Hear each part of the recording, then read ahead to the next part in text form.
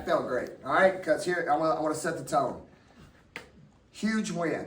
And now people could say, it was ugly. You're going to have the general fan who knows nothing about Davidson. I told you, they're good. It's an NCAA tournament team, all right? They remind me of my first year ever coaching at Tulsa. 5 of the 6 players returning are back. International kids that nobody in the women market know about. Spain freshman point guard is really good, relentless, strong, mobile. They make it hard because you're 5 out. All right, I don't know what the end of the Belmont Oklahoma game was, but I think Oklahoma ended up winning. But that's a team that, again, is coming from a league where Richmond is top 15 in the country. And Richmond gets all the credit. And again, I told the coach, I knew what was happening because they're trying to get 2 or 3 teams. So that's their Super Bowl game. That's a team that 2 years ago, when you look at the record, and I told my team, went to Duke, at Duke, and won. Went at Wake and won. Last year, played NC State, who's ranked 15th in the country, and almost had them on the road. So there was no sleeping. There was no not preparation. So again, I could not be more excited about a great win, and most importantly, we're going to get better. All right, we'll start with Sam. Yeah, Sam, with some of the offensive troubles you had, maybe more so early in the game, what do you think maybe contributed to that? Layups. We got to slow down. I love Favor, my big from Japan, and I love Rich. I think we were 0 for 11 at halftime. And I told them, you both are just pressing. And this is going to happen when you got new people, because I keep saying that my word's opportunity. And they're getting opportunity, and they're trying to seize it. They're trying to please me. Just slow down, gather the ball, and go up strong. And there's no doubt when we get those layups around the basket made, you know, the 10 free throws, and then just some of the mindless turnovers that we've really worked hard on. This was going to be a game of not many possessions. So I told them that. So that's what made this so close and so ugly, because Davidson, again, is going to play 5 out. They're going to cut you for a layup, and if they don't have it, they're going to wear you down for 20 to 24 seconds, and then you got to be disciplined without fouling. So clean up the layups, be stronger with your discipline, and then watch the tempo change for this team.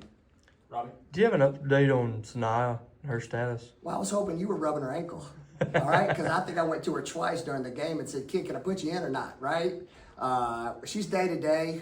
It was a freak thing in our first close scrimmage where she went with a high ankle sprain. So she's been killing it with my support staff behind the scenes. But here's the one thing I'm not going to do. A high ankle sprain, for anybody who's played sports knows, I got to make sure her mind's right. So I'm not going to have her at 70% when I need her at 100 with the amount of effort she's going to have to get, because I don't want that to be a year thing. I'd rather make sure she's healthy before I put her back out. And again, credit to my young women for finding a way against this was a tournament game today, an opening day, and I couldn't be more proud of the people who played. And then I want to give a shout out to my kids who didn't, like the Faith, right? Some of my other ones, Gray. Because of who they were at Davidson and how they spaced you up, I had to go with my best defenders, and I'm looking for those kids who didn't get an opportunity tonight to bounce back here against Georgia State. With Sanaya out, how much did that disrupt the rhythm of the offense, not having your point guard in there? Did you see that as a factor? Yeah, you can look at it that way, but I think one, it's like Sam's question earlier, first and foremost, it was layups. I told him at the end of the first quarter we should have been up 10. And then I kept telling them, I think we won every quarter, but the second, I said, ladies, are we playing our best basketball right now? They're like, no. And I said, I know, but the funny thing is you're still winning. So don't some nights you just got to win ugly. You got to be the tougher team, right? We're coming out there. The only thing I was missing was some popcorn and those awesome seats that were right beside me. I told them at the end of the third quarter, I was going to come out with some shakers and pom-pom and whatever they were handing those awesome seats, just to get your spirit up. And most importantly, we don't lose at home. There's a spirit about this place. Our fans are awesome. I thought they were huge tonight to help uplift this team and bring home an opening day win. David? Even though the second chance points weren't a huge mismatch there, how vital was the rebounding in not just keeping them from having the ball, but the second chances that you did get and just maintaining possession for so much longer? Yeah, it was huge. Huge backbreakers. Again, because of the night you weren't making first shot, open layups.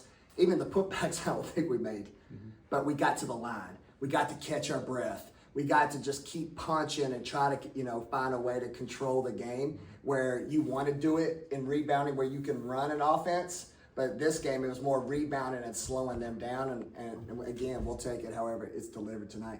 Go Jacob, then back to Colin. She had some missed opportunities, like you mentioned, but Favor still finished with a double-double. What did you think about her performance tonight in her first game? Awesome.